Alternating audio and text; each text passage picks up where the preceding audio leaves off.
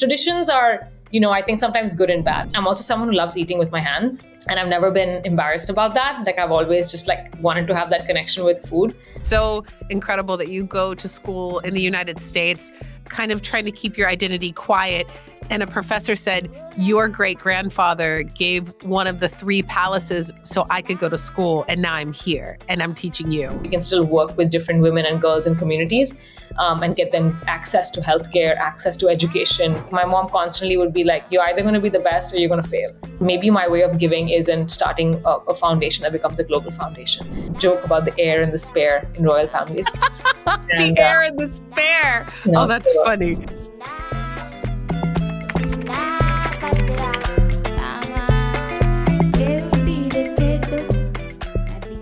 It is so wonderful to have you on Modern Royalty. I'm so excited. Thank you for being here with us. Thank you so much for inviting me. And I'm really excited about this conversation we're going to have. And yes, it's truly an honor.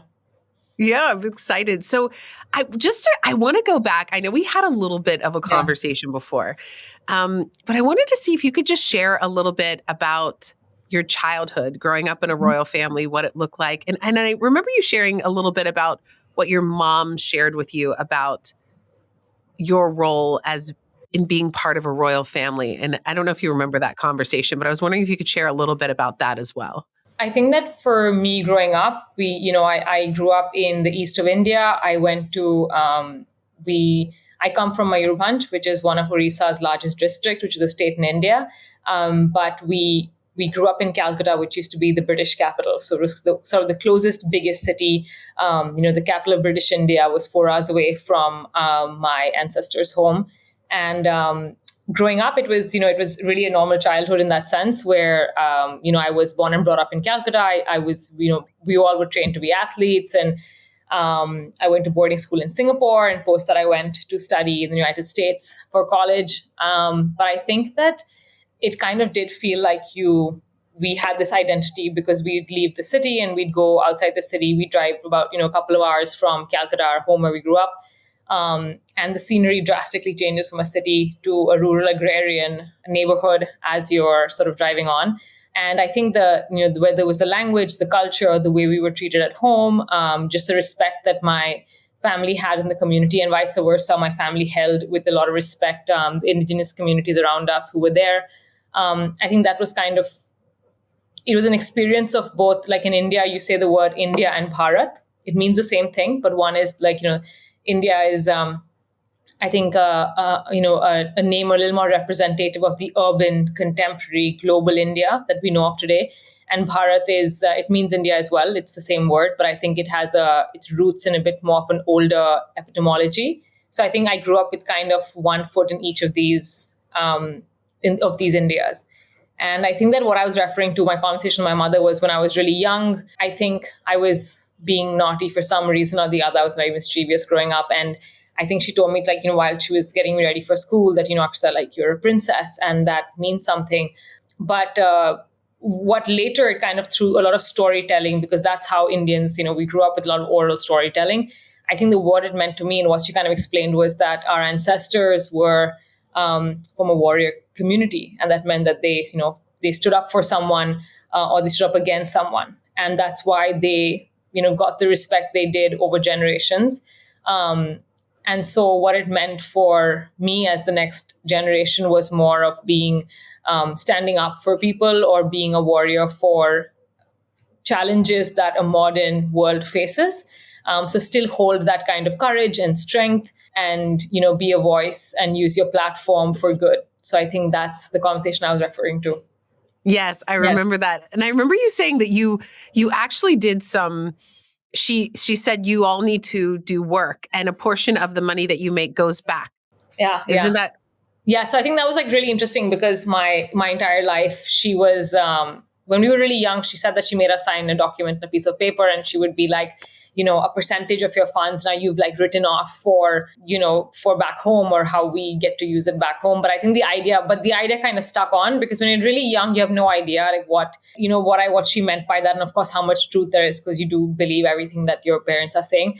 But it did inculcate that sense of whatever we went on to do in life. I think we did look at how we were being able to contribute back home, which is because we realized the privilege that we had and how grateful we were for it. So really looking beyond the title, but much more in terms of if your ancestors have been innovators and entrepreneurs and tried to bring the world to Mayurbhanj, that's still something you can do in new and different ways. And I think that wherever I travel in the world, wherever I whenever I go back to sleep and I close my eyes, I still go back to Mayurbhanj.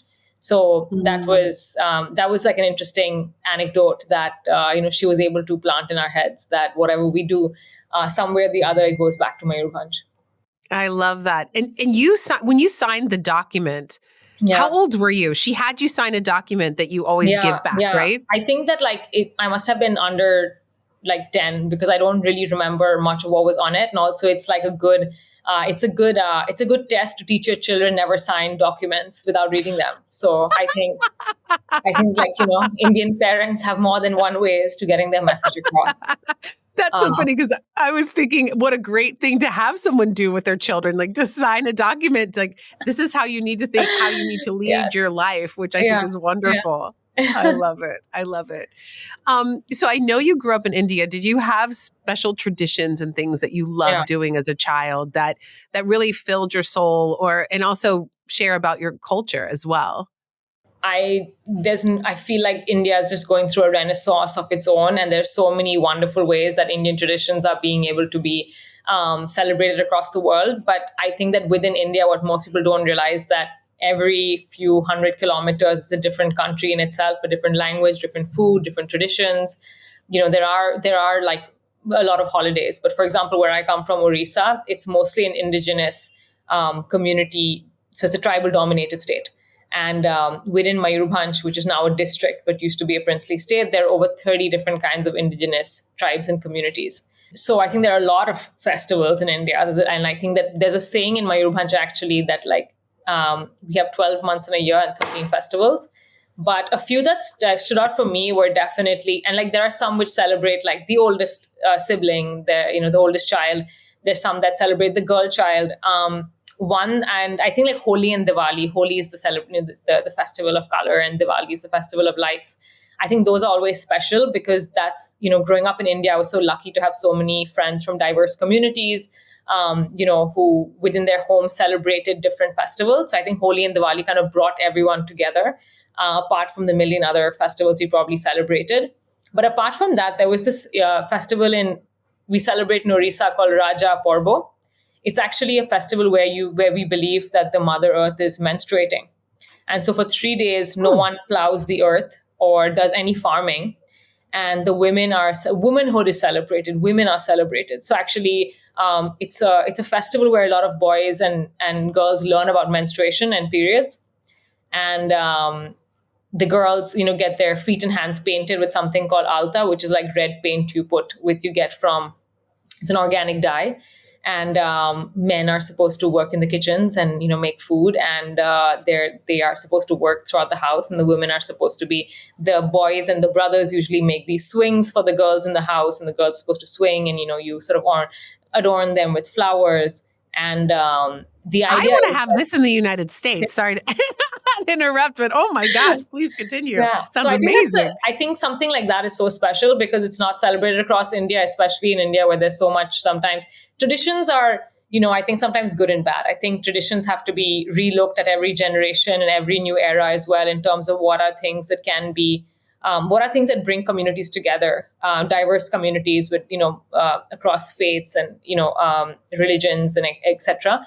And then there are some that you can kind of learn from in terms of maybe this doesn't have to be passed down. So I think that when I didn't grow up celebrating Rojo, but it's something that because I kind of reconnected with my roots in some way, I think that's something that now it's always really fun for me, that's something that we get to do. And so I think there are some festivals you inherit and there are some that you make yourself. So this is one that I'd wanted to share. I love it. And during these festivals, are there certain foods that you love eating or that are traditional for the different festivals? I love Indian food. I think that I've Me always, too. God, It's one of my favorites. And everyone wants to be like, oh, wait, I went around the world and I tried different cuisines. And I was like, I'd like to do that as well, but I'm vegetarian. So I think that like India is also a place where you have a lot of options for people who are, who have different palates and different intolerances. But for me, I think that I love Indian sweet food. So I love like laddus and kaju barfis. All of these are like honestly just a lot of sugar, and probably like I should be, but I do like, what I do like in India is that there were so many alternatives to a lot of the food we eat today. For example, like superfoods like millets, which are now getting, moringa and like turmeric, and everyone, having, calling them out now, but they've been in our food diet for a long time. And that's why Indians have been able to enjoy the kind of guilty pleasures they've had with food. So I do love our sweet food. Like I said, like laddus and rasgullas and chena pora. But I think that with Oriya food, what I also really liked was when we got to have like pokhalo bhat, which is actually really simple. It's just fermented rice with like a number of condiments. So whether it's like dried fish or nuts, different like spinach and different kind of vegetables and curries, but you just put this in a massive black stone bowl. I'm also someone who loves eating with my hands. And I've never been embarrassed about that. Like I've always just like wanted to have that connection with food.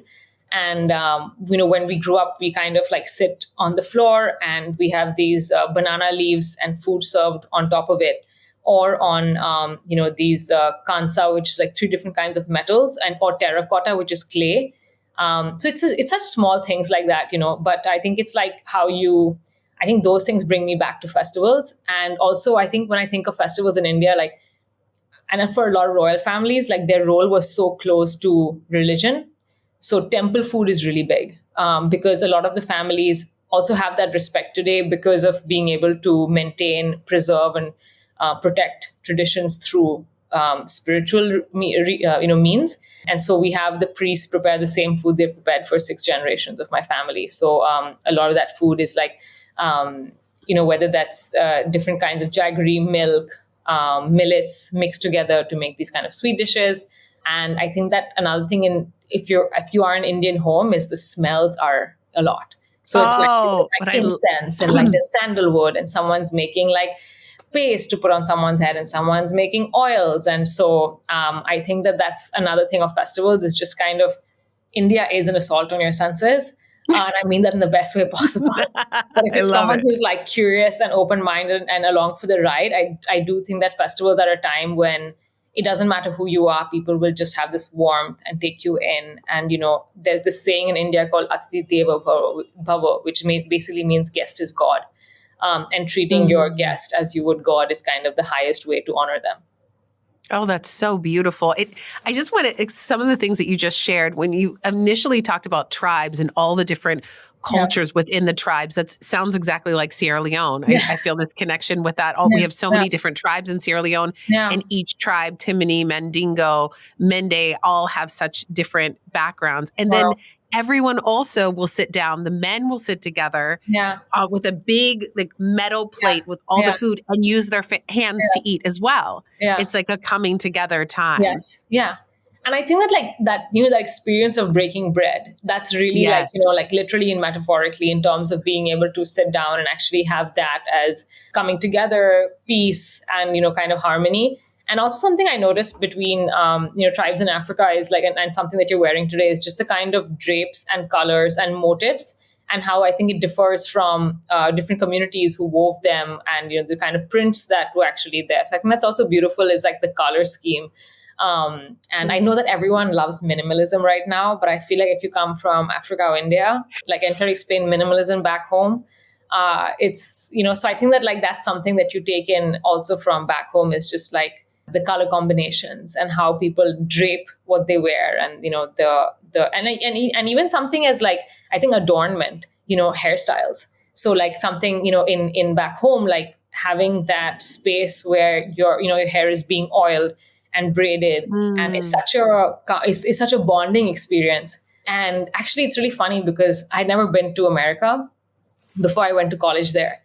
And so when I was my first year as a freshman, I would go out at night, because also like, and I would have oil from back home, and I would go to the bathroom at night and I would like oil my hair, because you heat the oil, then you like part your hair, then you put the oil on, and it's like, and I didn't know if that was something that's inclusive to someone's space.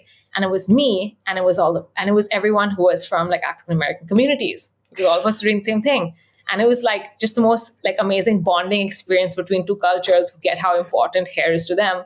And like someone else may not get it, Yeah. but I think that, and the fact that there were so many times where like they would like tell me, but they're like, oh, you need to put this, but this is much better for moisturization. This would So you're getting everyone giving you those tips and about what to use in your hair. there were hardly any South Asians in I went to a rural liberal arts college up north. I think I thought like up north in New York meant uptown. That does not mean uptown. And I was driving away from the city 4 hours in a metro north in a very cold, snowy day. I realized that I'm very far from home. But it's amazing to be able to have, even sometimes like just adornment and how you take care of yourself and what self-care means to you kind of cross borders. And, it's a connection between different people. So I did think that, there's so much that sometimes is in common, even when we're separated by oceans. Isn't that amazing? Yeah. That's so beautiful. Can you share a little bit of the structure of your royal family? I know you spoke to me about your grandfather and the wonderful things that he did, but can you share a little bit with everyone so we understand how the royal family works in your community? Yeah, I think so. A lot of, so I'll just maybe do a breakdown for listeners in terms of like princely India, but during colonization, the British India was many different princely states, and the British categorized them as 565 royal families. The British also, what they did was between these states, they had something called the doctrine of lapse.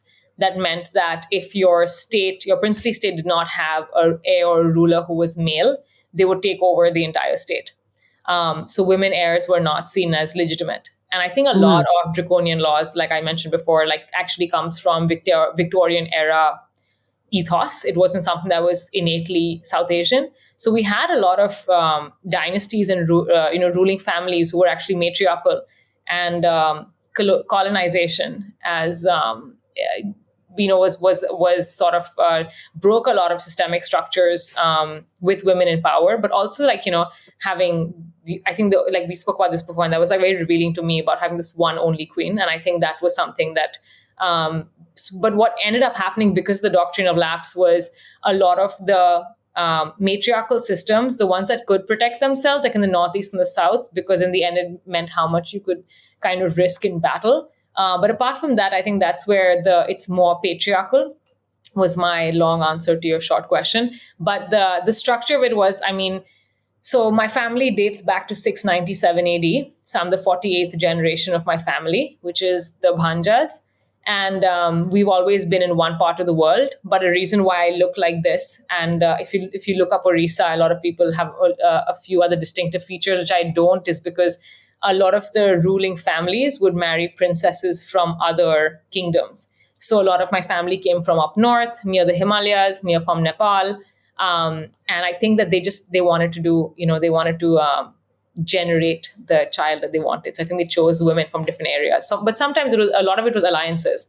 So even my parents had an arranged marriage, so alliances was because back in the day was more because you wanted to make sure that you could two kingdoms could safeguard each other from invaders. And South Asia was a place where there were a lot of invasions from, even before the Mughals and the British, there were, fighting within South Asia as well. But within the family tree, my mother comes from Jaisalmer, so that's a desert. And my father comes from the tropical jungles, which is the east of India. And, I don't have any brothers, so that was something that was that used to be commented a lot, and there is sort of a preference for a male heir in terms of just what does legacy mean without a male heir, because that's so new to people. So it's interesting to being able to carve that out and actually kind of just go back to like from the 8th to 11th century, which obviously that sounds very long time ago. But one of the dynasties which my ancestors rose up the ranks during was called the Bhaumakara dynasty. It was a Buddhist dynasty run by women. It was matriarchal. So the lineage went from women. And that's around the time when my family started gaining a lot more traction as tribal rulers who were, to be contended with. So I think it is interesting that is something that's from our past. It's not really a novel experience and something new that without a male heir, that doesn't mean you can't build legacy or create one. Yes. I love that. I'm thinking about creating legacy and things that your family has passed on. I remember, can you share a little bit about coming to the United States to go Mhm. to college? Did you go to Bard? Is that right? Yes, I went to Bard College in upstate New York. Yes. And I remember you sharing a little bit about you were actually told to not talk about being a princess. It was kind Mhm. of in disguise, right? Yeah. Is that typical for anyone, any of the royal families from India coming to or going to different countries? Were you supposed to keep it a secret or? Yeah, I think that even when we were growing up, like I think your community knows, like just by your last name, your community will know. I think for some of the families, the houses they live in, your community people will know. But I think for a lot of the times, because India went through, we were actually lucky. I mean, royal families in India were relatively lucky compared to the ones across the world, Russia per se, or China, or even tribal indigenous communities in South America. But in general, I feel like royal families in India were the British kind of and the Indian Congress leaders at the time had brokered this alliance with 565 families, kind of very Bismarckian, where they said that each of them had like merger agreements. So if you dissolve your princely state into the new democracy of India, this is what we're agreeing to, like a business contract. Hmm. And so the idea was that there would be like a upper house of parliament and a lower house of parliament. I don't know what the American equivalent of this is, even though I was there, but upper house of parliament, lower house of parliament, and there was going to be a chamber of princes. And this was going to be that each of the representatives from the princely families could still get to govern in some way or have a say in what new India would look like. A few years into democracy, like about a decade or so into there was the Land Ceiling Act, which meant that you could only own this much land. And so a lot of royal families went through distress sales. So I would say my parents' generation was very turbulent for them to grow up with inheriting a lot of assets. And the titles were meant to be maintained. So from the 40s or from independence to the 80s, the titles were maintained. But there were these distress sales because royal families really didn't fit in, like they didn't know where they fit in India, right? So like there's what's a king without a crown and the crown, and then like no one to call you a king. And I think then like people were selling off uh, assets and heirlooms to make sure that they were being able to survive or at least take care of a retinue of some that people had, like 500 people depending on them or 5,000 people depending on them. Some of them were standing armies. I mean, these were entire structures. I don't think anyone could imagine if Buckingham was asked to go through the same. Buckingham's going to be turned into. So I think that what Was this ended up. asked by the British? The British asked to shift this, or No, the how British did? actually wanted the princely state to be in on some way and form to be there. But I think the new Indian leaders, especially Congress leaders, felt that it I see. was, like there was no sort of room for royal families, especially when there were like so many millions of people who needed education and jobs and healthcare. And, the royal families were still getting a percentage of income from the government to maintain their lifestyles and everything else. I think a lot of royal families actually went into politics, went into service and civil services because there was obviously education and knowledge that they could benefit to the new country. So one of our prime ministers is actually from a royal family, but no one knows about it because there was no titles used. It was never spoken about. Whether that's entertainment industry, whether that's healthcare. Some of our best healthcare policies have come from princesses who started the first AIMS hospital in India. Princess Amrit Kaur from Punjab. So I think that there are so many examples I can give, but for any new regime coming in, you can't talk about the last regime being perfect, and it wasn't. So I think that for my parents' generation, it became a bit almost crude to talk about it because what are you really talking about? Like, and in India, I think that there's just such stark wealth inequality to even say you're from a royal family is immediately there's a caste system. There's inequality on so many different levels. I think that kind of stops you from talking about it because what really are you trying to say by saying that? And I think that there's an inherent like guilt or embarrassment that comes from it. And maybe it's said in circles where there are other royal family members present or, your community, because for them, like, I think there's so many people who always still treat you like you are, you came from this family, if nothing else. They'll use a term for you.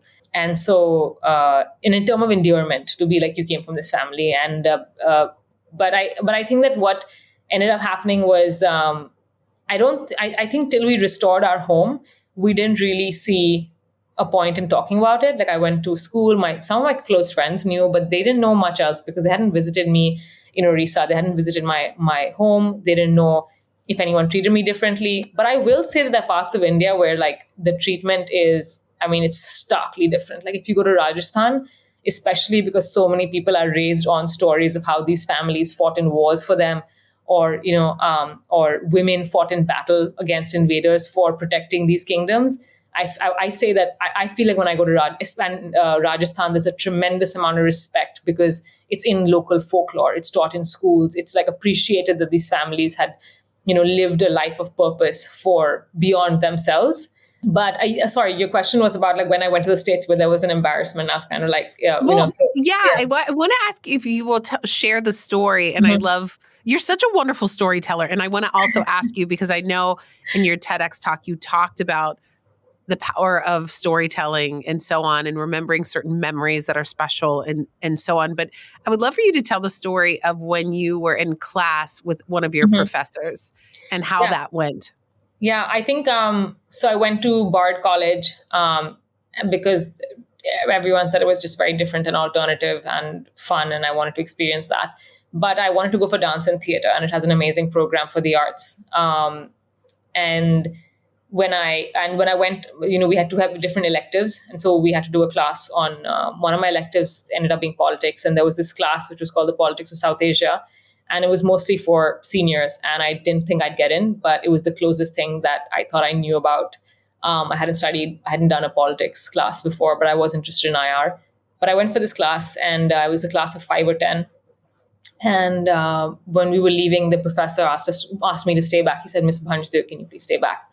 And so my first thought was like, oh my God, what did I do? I obviously have done something. He saw me talking in class. Did I have my laptop? Like, just whatever, and my social networking sites open. But I stayed back, and then he called me over and he said, "So where are you from?" And I said, "Oh, I'm from India." But I would say that's fairly obvious. So I knew he was angling for something else. So I said, "I'm from the East. I'm from Calcutta." And he said, "No, that's not where you're from." And the whole time he's looking down and writing. So he's not even looking up at me. And I said, "I'm sorry." And he said, "That's not where you're from. So where are you from?" And I said, and then usually when people like push a bit harder, I feel like maybe they may know. And so it's like a guessing game your whole life of like, and I said, "Oh, my grandparents, my father's side is from Mayurbhanj." And he looks up and he says, "Please give my thanks and my regards to their highnesses, the Maharaja and Maharani of Mayurbhanj."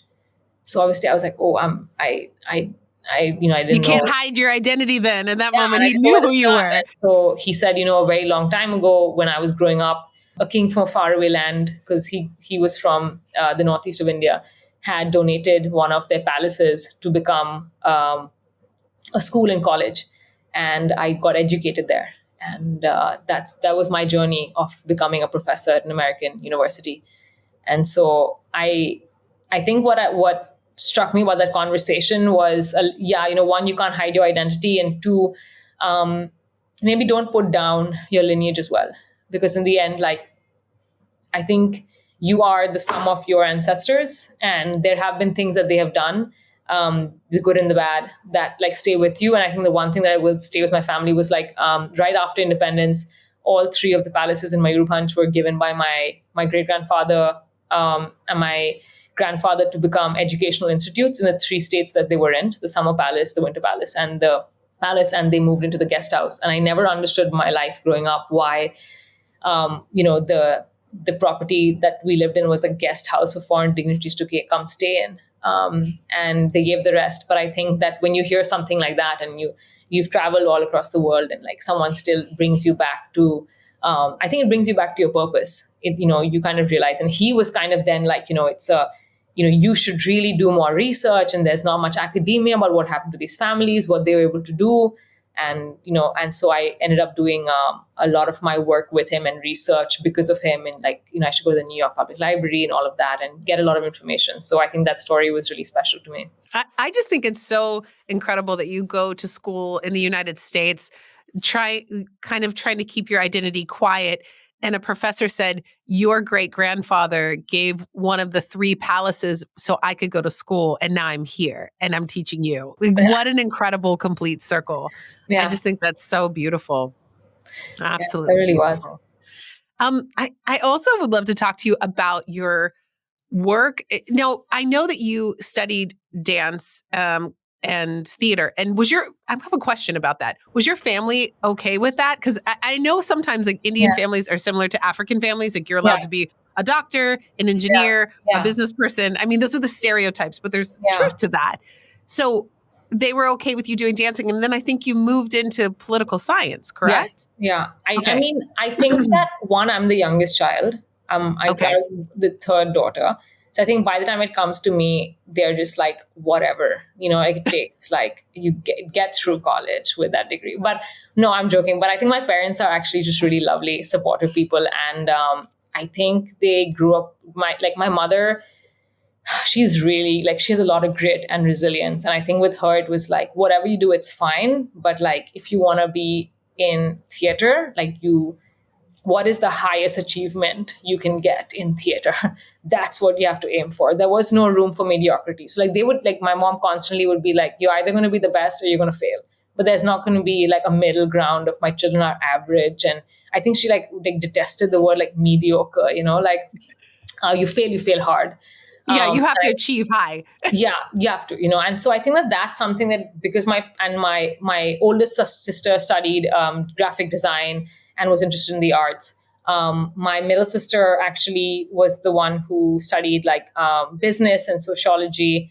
And I think I went and studying, wanted to do theater and dance, but I also we're from the East, where generally you're really encouraged to be in the arts and culture. So I grew up with like 10 years of elocution.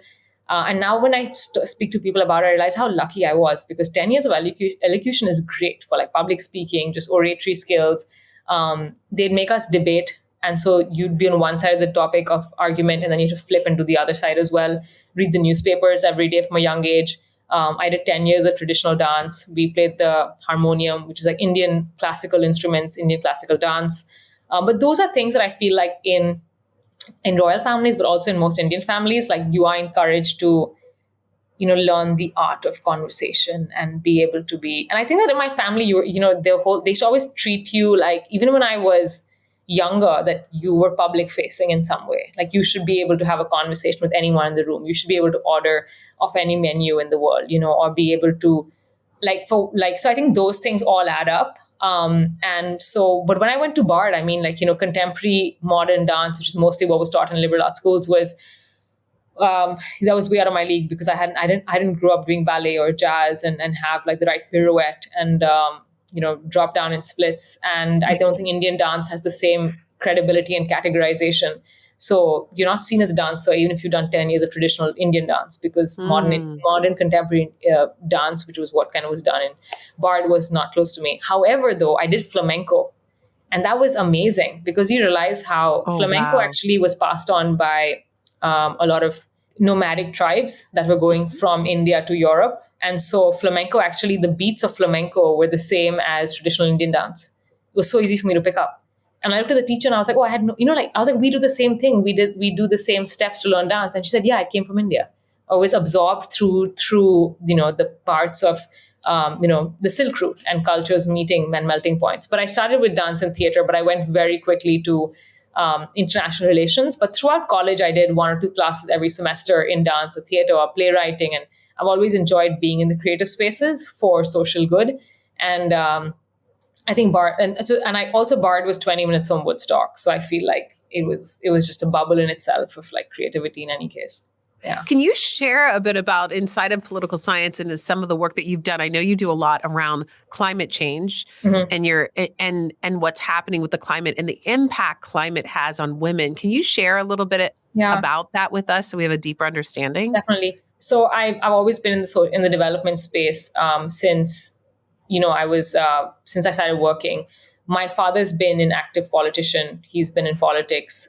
He was Minister of Sports briefly, but also a few other portfolios. He worked as a member of the Legislative Assembly in Orissa. And my mother has been a social worker her whole life, an educationist. So she actually founded a school for street children in Calcutta called Lake Prayas, and has helped educate over 10,000 street children. So I think that like Wow. politics and human rights like kind of fell side by side into the work I want to do. Orissa is a state which has a cocktail of natural disasters, like I call it. So we get forest fires and cyclones every year. And I think that climate change affects women and girls disproportionately, even something small as, girls who have to, um, the looking after the house kind of falls on the female, as well as raising the children and making sure that they have healthcare and education. So like, just educating one girl really kind of spills over to the entire community. And there are economic benefits of actually spending time on being able to, bring up the development indicators of a woman and educate her. And so for the past 10 years, even though I worked with I worked with the International Rescue Committee under David Miliband's team in New York, working on the Syrian refugee crisis. And then I worked with Edelman, which is a public relations and public affairs firm. And I was working on doing PR and PA for foundations and nonprofits in India. Some of them, which included BMGF or Ford Foundation or Tata Trust, some of the much bigger ones. But post that, I also worked for an AI nonprofit in the middle. I think I was like anything with like there was impact. I wanted to be able to learn the tools and tactics of how they were being able to galvanize impact. And most recently, I'm working as a philanthropic advisor with Giving Pie, which is India's first invite-only family philanthropy network, which sort of catalyzes families to move the needle on their strategic giving. So from making it sporadic, actually making it strategic. But I think I just wanted to give you a little brief of everything I've done, because I feel like everything wasn't done solely by me. Like it was me working in organizations where I was allowed to sort of bring that, wherever I was working, I would bring it back to Orissa. Like if any company I worked in, people would always they would know that if something about the east of India, Akshita is going to want to get it there. She's going to want to get funding there. She's going to want to open inroads there. So I think that's something that I do want to say, because I feel like it was really great for me to be able to work under a team, work in different organizations. And I'm really grateful that I had that experience. But we also just, made our family foundation more strategic. So, made it an official trust, because I did want to be able to take all the learnings from the last 7 years and actually put it in practice. But coming back to climate change, I think that what I realized was it's such an intersectoral lens, right? Like whether, it's not working just for Mayurbhanj, because working on climate affects everyone. And where I come from, Mayurbhanj, like I said, there were just so many natural disasters happening. And I realized that, women, for example, even to get water every day had to walk like 5 or 10 kilometers more. That means she's going to have less time to like study, or maybe get pulled out of school. Or for example, if you have like cyclones and natural disasters and flash floods, I realized that so many women, like because they were flooded out and were living in, temporary camps or shelters, didn't even have access to menstruation or sanitation and basic healthcare. Maternal mortality is so high and gets affected because of, disease that happens because of climate change. And so I think that like what I try to do is see how through the lens of climate, we can still work with different women and girls and communities and get them access to healthcare, access to education, provide, help in finding out grants. But what I realized is that also it's okay to be an intermediary. I don't have to be maybe my way of giving isn't starting a foundation that becomes a global foundation. Maybe it's just working with finding and identifying champions and ambassadors who are already doing great work and just amplifying their stories. Because the best thing that I can be for Mayurbhanj is a platform. I look the way I do, I speak the way I do. I've been fortunate enough to be able to study in the States. And I think that, even just speaking English and speaking English well affords you opportunities that someone else who probably has more knowledge than me just does not. And so it's been great to tie up with nonprofits globally and nationally and bring them to Mayurbhanj. And I think what's also great is like a percentage of funds from our home. Our home became a hotel a couple of years ago. We decided to make it a heritage boutique hotel. And is that the one that was in Vogue magazine? Yes, that was the one that's now a hotel. Yes, so that's our home. Okay. So we stay in 2 wings of it. And a couple of years ago, so my sister actually she went to University of Virginia, and then she decided to come back home because it was her dream to restore our property to become a heritage hotel. And we come from a rural agrarian place where there is no luxury hotels or mid-size, even budget hotels. And I just assumed my family would make it a school or something, because every sort of property asset we'd had gone into, making it, giving it to the government or making it sort of a nonprofit or something. But my sister really was passionate about making it into a hotel, and she started just talking about it on social media. That she came back and started doing this, and it got so much love and support. And what really excited us was it got suddenly people in Orissa started contacting us. Like girls from across the state, boys. People were like, "We can, we're from Orissa, but we haven't been back in years. We'll help you in any way we can." For Oh, 6 months, we just got beautiful. booked. And the best part of this is my sister decided to start a hotel, and open it a few months before the pandemic hit. Great time for hospitality. But what was lovely was just the support of the community. Suddenly, everyone wanted to help you because they felt they knew your family. They felt that they saw their culture and their heritage being preserved by a family, and that's when they suddenly felt connected to us. Not because something happened 100 years ago, but like we have a lot of we support a lot of artisans, a lot of the craft stories around our house. And then you kind of realize that like the intangible heritage that people feel that you living your life is telling their tale. And so we got so many people who'd visit us from abroad who hadn't been back in 1 or 2 generations, bringing their kids back, being like, this is the cultural dance of my state. I grew up doing the same thing. Or Oh, this is the food I ate growing up. Now they serve it here. This is what she's wearing is what we used to wear. And so I think that was really beautiful about, and a percentage of funds from guests coming and staying in our hotel is funneled into our foundation. So that's how we kind of have a corpus that is going to grow every year and year. And what we wanted is something that like outlives us, right? So how do you make it a corpus and a trust that kind of goes back to the communities? And what we're there for is what my ancestors have done for years, is bringing investment into Mayurbhanj, bringing in the innovation, bringing in the entrepreneurship. And people are just talented enough that I don't have to, start, like restart the wheel in any way. well, that's wonderful. I Before we close out here, I want to see, is there anything that you would have maybe want to share with your younger self, things that maybe you've learned now that you would have wanted to tell your younger self? I think that like one thing maybe would have been like take a chance on yourself. Mm. I was the mischievous kid. I was a little bit of more of the rebel. I wanted to push the envelope a bit more. I think that when I got out of college and school and college, I went to the corporate world. I wanted to do all the steps right. And it's funny because my sister, who did all the steps right, like she was kind of the A student, great sportsman, all of that, and wanted to get. Everyone thought she'd be the one getting into investment banking. Maybe that's why they took it easier on me. There's always a joke about the heir and the spare in royal families. The And air and the spare. Oh, that's so funny. as long as the other one is like, that's why I'm like, I it's okay if I go abroad and like I try to consolidate other things outside to bring back. One is kind of doing it right back home. But she went to Bali and became a yoga teacher, and like is now like a yogini who practices like spiritual wellness retreats. So I feel like one lesson is don't push your kids too hard, because that they'll go to Bali and they will eat, pray, love you. But and I was the one who got into like the corporate system, and I wanted to work my way up and getting into consultancy and stuff. But I think it's like just take a chance on yourself. I think girls are really hard on themselves, especially like I always felt, and we took pride in being like, oh, because we don't have brothers, my parents raised us as both boys and girls, so they gave us the same opportunities.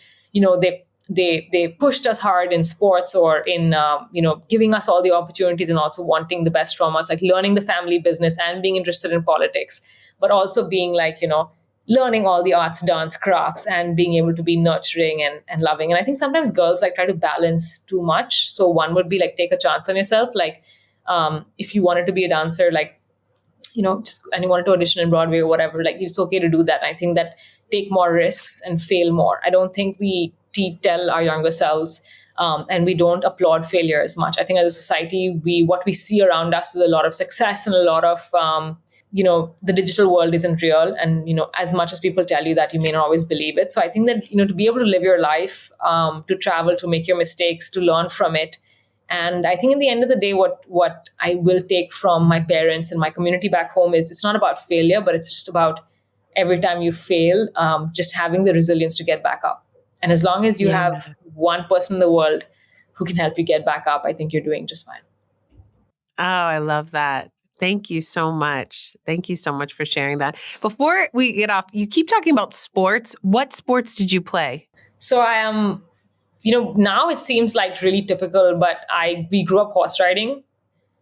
So equestrian sports. My sister was like, both of us were national level equestrian players. But I did basketball throughout school, and Manalika did swimming, and then close to the end in Singapore, I took up touch rugby, and that's something that I've been able to do as an adult as well, because it's still really popular and played in like country clubs in back home. So I think that's really great. But also for me, my whole family we were athletic, and my mother represented the districts, my father represented his school. So honestly, in our family, like more than report day, which is when you come home with like your like marks from school, my parents cared about sports day. Like they were just like the most hyped parents, like on the front row, just like screaming your name.